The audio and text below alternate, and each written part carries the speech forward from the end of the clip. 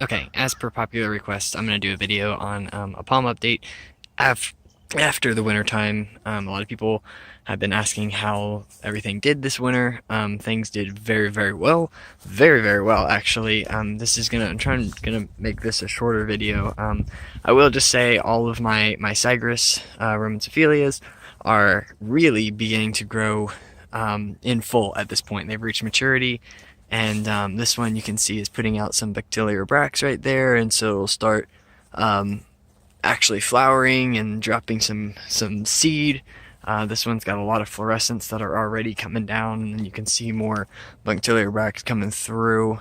And it's just been seeding this whole area. This thing is massive. Put my hand up there for comparison. Yeah, this one has just done so well. I love this one, and this guy isn't quite producing fruit yet, but it will be soon. Still super full. Yeah, so as far as Phoenix Rubellina goes, these things obviously do fine until about 25 degrees, maybe 20.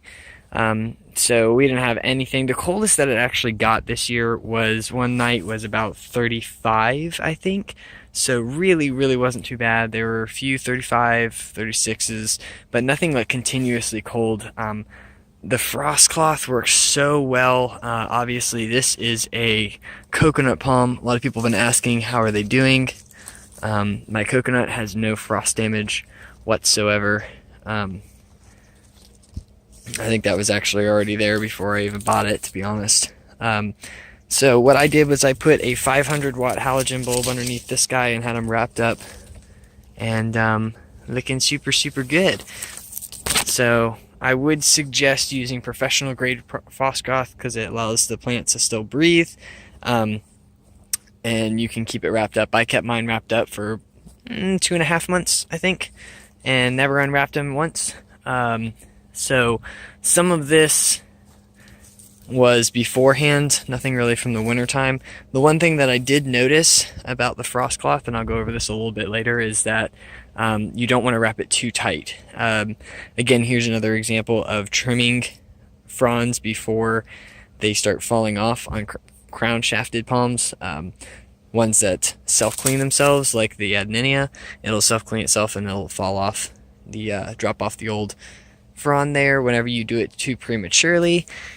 Again, it causes the trunk to get smaller and smaller and smaller, and now you have this little tiny guy who's still producing new spears, but it begins to really diminish the size of the frond, and eventually it will shrink down to the size of this guy, where it'll just, shrivel up and die. The whole thing just kind of fell off because it just became unhealthy. The Rheostonia regia has done so well. It's actually beginning to grow a little bit of trunk down here.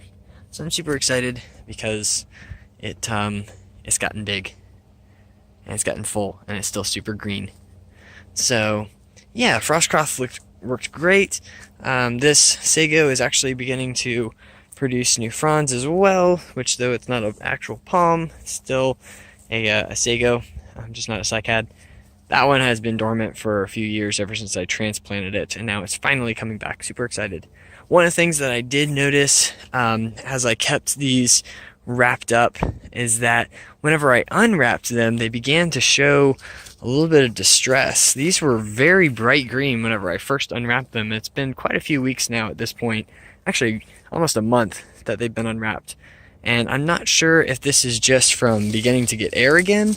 They're still producing very fresh and healthy merit stems, as you can see, but it looks like some of the older fronds, I don't know, they're just not reacting well to the air again. So just one of the downsides. Again, I would suggest using actual frost cloth, which is what I used, which kept it better than it would have been, I believe, but I did have them wrapped for an extended period of time. This one has been in distress for actually since September, not from the cold, but it got an infection. And so what I had to do is I actually cut off all of the fronds, and I began opening up, did a little bit of surgery, and finally it started pushing out that molded spot right there and started pushing some green and healthy stem once again. So I sprayed it down almost every day with hydrogen peroxide to kill whatever bacteria is in there, and it's finally coming back to life. But I did have to cut everything out, and now finally it's growing green again, and it is actually moving. I've watched the stem. This one is doing the same thing though. I just sprayed it with hydrogen peroxide, and I'm starting to trim back, and I noticed that the stem in here is suffering from some kind of, I don't know if it's a fungus. I've never really had this before, but a few of my adenias are going through this stuff. So I'm just continuing to spray it down, and I might even have to open this one up and start peeling away and start spraying inside there. I just don't want it to get any fungal infections and get really moist in there where it can start growing bacteria.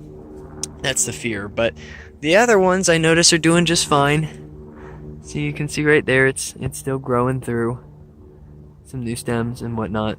So anyway, okay, so coming back to these back adenias, they're all doing quite well. Again, I'm trying to figure out why this has happened. Now this is also the oldest frond, so it might just be beginning to shed itself. But it is kind of like a reoccurring thing that I'm seeing with some of these fronds. It's not cold damage. I'm not sure what it is. They were bright green whenever I first took off the cloth, so not really sure. This one had the same kind of thing though, where it's got some kind of, or had some kind of bug infestation. As you can see, there's a bunch of little bugs on there, but the spear is still coming out clean right here, so I'm not too worried about it. I don't think they're going to damage it. It did cause one of these fronds to kind of break there. I'm not sure what that was, but just seems like a lot of my palms this year are having some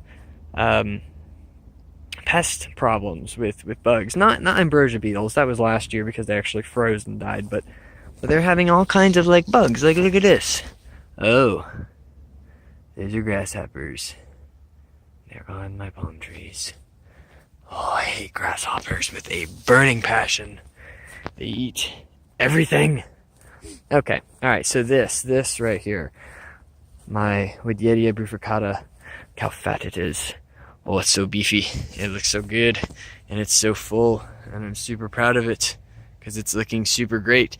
This one I wrapped up and allowed it to really breathe because it was only 4-ounce frost cloth. The difference is, you're about to see this one, this Woodieria bifurcata, this foxtail, is still growing fine. There's a new spear coming out that's really green. However, the problem is when I unwrapped this guy, I had to trim off all of these because they were totally dead. I wrapped this guy, I didn't realize how tall it was, and so I ended up having extra cloth, and so I wrapped it 1, 2, 3, like 4, I think 5 different times. And it's only 4-ounce cloth, but whenever you multiply 4 times 5, that's like 20. And so air for 3 months wasn't able to get inside here, and it just really started burning from just like heat during the day and getting all soaky and soggy, and so it's kind of like moist. It's gonna come back, so you notice it's still really green because I went ahead and took it off before too long. But if you do use frost cloth, even if it's professional grade, it does allow it to breathe, but just don't wrap it a bunch of times. All of the other palms I only wrapped once, and that was sufficient. So yeah, Rivera Rivillaris doing really well. Majesty palm, again, low-lying area, gets a lot of water. This one, the Hyphorbae lenicollis, my bottle palm. These are very cold sensitive. They'll do maybe 33. That's about it, and they really start burning. As you can see, it's doing really well though. Not really any frost damage. This one is just the old petals starting to wither and fall off. But yeah, it's been a very mild winter. No issues really. The sago is starting to produce. The hibiscus is doing well. These, well, we moved these. They used to be over there. And surprise, my neighbor's gone. We now have an open field. I'm super excited. They knocked her house down because she was a squatter that needed to leave. So anyway, all in all, been a really good winter. Haven't had any issues. and I'm super happy. So that's the update, just for those that were asking. I would definitely suggest, if you're in colder climates, to defrost cloth and to do actual heat lamps, not just Christmas lights. The C9s don't produce that much heat, but just make sure that you're allowing your palms to breathe, either by opening them up during the day, or buying cloth that allows them to breathe. But that's about it. See you guys later. Thanks for checking it out, and enjoy the tropics.